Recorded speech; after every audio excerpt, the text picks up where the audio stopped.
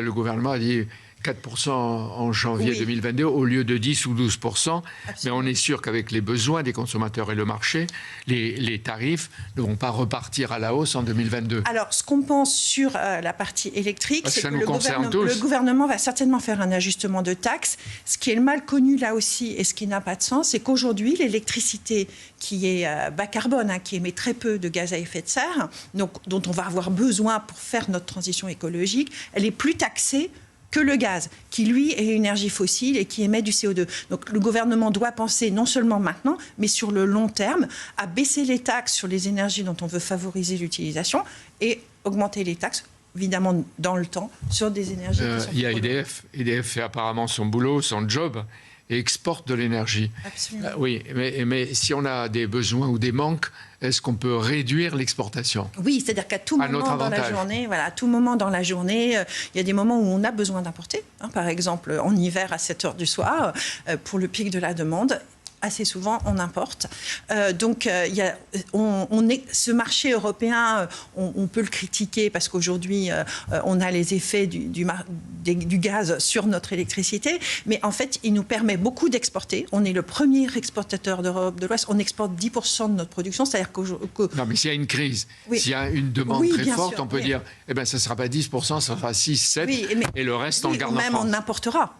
Quand on est vraiment au besoin, on importe et on diminue. On demande aux industriels de s'effacer. Valérie Faudon, vous êtes une spécialiste. Est-ce que l'on va avoir une hausse régulière, même s'il y a des freins de la part de l'État ou du gouvernement actuel, régulière des tarifs du gaz et de l'électricité en France? Alors, sur l'électricité, on est protégé par notre parc nucléaire. Alors, le parc nucléaire, il produit à très bas coût. Pourquoi? Parce qu'il est déjà amorti. Donc actuellement, on est en train de prolonger, on fait des travaux sur le parc nucléaire pour pouvoir l'exploiter. Je vous arrête parce que vous savez qu'il y a des sortes de distance ou de défiance à l'égard du nucléaire. Il y a la peur, il y a ce qu'on craint, ce sont les interruptions possibles parce qu'on manquera d'uranium. Est-ce que c'est vrai? Non, on a 10 ans de stock d'uranium sur notre sol, parce que c'est très compact, donc on peut en stocker beaucoup. Quand on dit que le nucléaire va coûter de plus en plus cher et les renouvelables de moins en moins cher?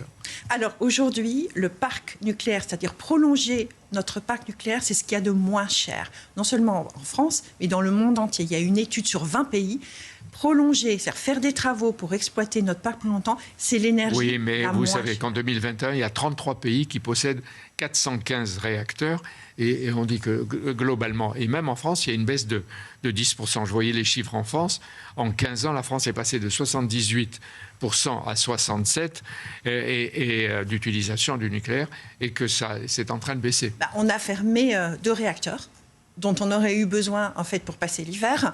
Et puis aussi, je crois que vos derniers chiffres, c'est les chiffres de 2020. C'était une année un peu exceptionnelle à cause du Covid.